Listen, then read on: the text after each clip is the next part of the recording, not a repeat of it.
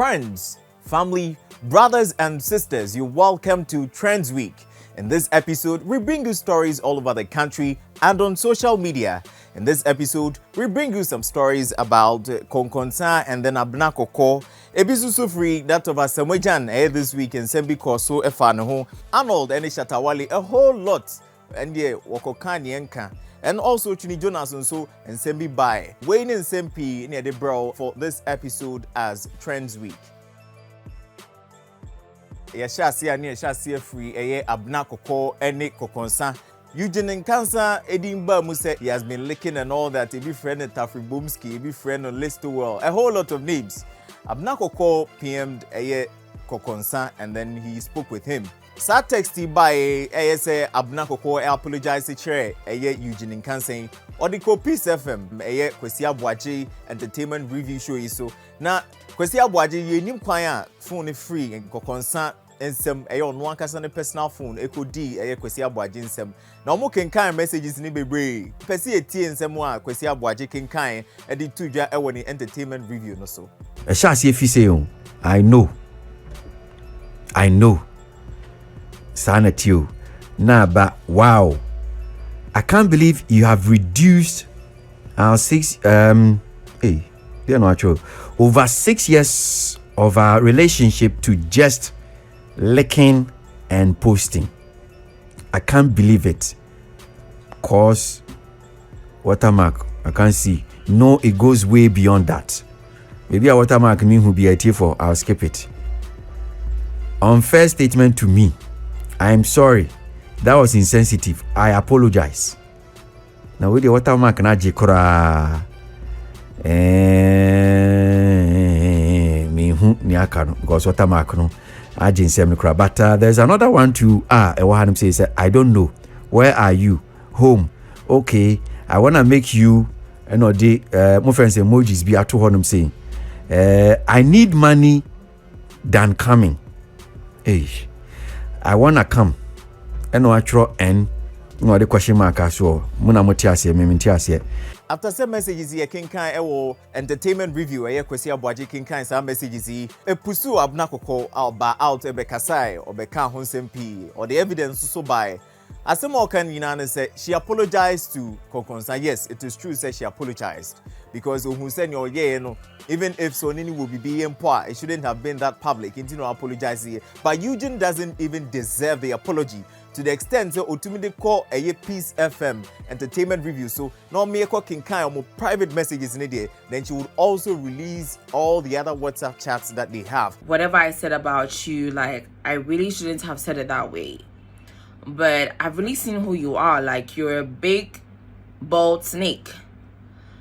Because I sent the message to you to sort of apologize, which again, you don't fucking deserve. You take it to your whole radio station, Peace FM, entertainment review show, to go and show it to them, to make the world think that, okay, whatever I said was a lie. Forgetting that you don't chat with me on Snapchat. No, you chat with me on WhatsApp. You be like, every time you are at work, your office is at Achimota. I live almost at Shaliboche. You are almost literally begging me every day to come and eat my pussy up. I don't know if your malam has told you that if you eat my pussy up, you're going to be well, you're going to buy a Range Rover or something. I don't know. But you're literally always begging me. And you've forgotten that I have proof of WhatsApp messages. In fact, after that video near the end, Kokonsa realized that he would do it or do a trade, so he had to apologize. So he wrote an emotional apology letter on his Instagram page with a picture of his wife. And this is what he says. So many things were said after our marriage, and I am ashamed and disappointed in myself for everything that has happened in the past few days. I am strong in the midst of all this because of only one person in my life, my powerful wife, Victoria Lebene, now Mrs. Osafo Nkansa. I was single and wasn't finding real love.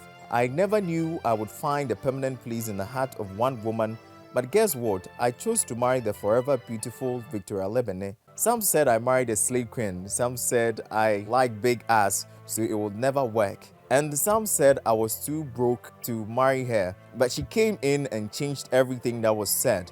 I stand here today to celebrate a virtuous woman for changing me and every perception surrounding me. What a time to celebrate a wedding anniversary. I'm facing the biggest public shame ever in my life. But in the midst of the shame, the public ridicule, one woman who has found the courage to stand by me and doing everything as a wife, today I proudly celebrate you, Mrs. Nkansah. If this is not an angel, then I do not know who she is. If this is not every man's dream, then I don't know what men want. I celebrate you as a symbol of hope that there are still some good, beautiful, hardworking, faithful young women out there. Please remember my wife in your prayers because she needs it now more than ever. Happy anniversary, Victoria. I love you and always well. So that is what he wrote. That is what Nkansah wrote as a way of celebrating his wedding anniversary and then apologizing to Abena Kokor and his wife and the general public for what had happened. Away from Abena Kokor ne Eugene Nkansah and Semsem Suno, we move away to the boxing for the week. Arnold versus Shatta Wale. If you quite remember, no same because so say Arnold as someone big do bar out because say Shatta Wale is the most confused and inconsistent debeng. Now this week, they were all invited on United Showbiz by Nana Mama. Come, Arnold won't handle me with subliminal shots. Lo, why do writers have this perception say brains be English grammar? If it be so, like we the way ahead of the Chinese massa. Like by now, if you self the pay you TV, you no go need the TNT or per diem self. Massa, don't throw lame shots at me. I move different. I've been around. I saw you grow. Regardless, I still respect your person because you earned it. This isn't personal. You were disrespectful and that's it. Nothing more. You can disagree with someone, but you can't call them confused because you disagree. Simplicity. So that is what Hammer told Arnold. I mean, that is what he posted on his Facebook page addressing Arnold. Said what he did, it wasn't right. He said to me, Fred, a whole artist that were winning several awards. He's renowned all over the country. Now to me, said he's confused. He doesn't have to do that. Hammer, and Kevin Taylor, as so didn't be to us. On the 2 hours in your Ochimbi to us, Shatta Wale is confused, but me, I know music. On one case, on the boxes in Route 3. Abi. Shatta Wale, never heard of bandana, no. He has been in the music industry for over 20 years. He came in, he struggled, he went out, he learned. Now, he is the most sought after musician in Ghana. When you go out and you Google Ghana, now Google Beyonce, the only name that will pop up is Shatta Wale and Beyonce. He has made fortunes. He has used his career to fight for something nobody has been able to fight for. Musicians to get something better out of their trade or their creativity or their talent. He has stood by it. He has made sure that every single musician will at least earn something from what they are doing. Shatta Wale put out about 5-6 points. Then we get a young man who has like 3 boxer shorts. Per diem in Tete Ghana, now come sit on TV and say, I am foolishly sitting on UTV. Why? Shatta Wale is confused. Why? Because he talked about Jenna, but Shatta Wale was talking about a whole lot of things. Arnold also reacted. Oba out the because say ono die near Shatta can and Hano crack because everyone knows say Shatta Wale is like that. But he's not bothered about what happens. But how did you feel when you were told that your shoe is 2 cedis? Sorry, I mean, plus 50 pesos. Sorry. Andy, I mean, unless of course you do not know Shatta Wale, that's him. He's a character, and so going into the program, I knew predominantly he came for me, and so I was not going to be intimidated. I was not going to be bullied. I was not going to be swayed from making those salient points that I wanted to make, and so I knew that he would want to be a distraction and act all the way through, and so I had engineered it in my mind. I was not going to make him distract me from making quality points, and so it didn't affect me at all.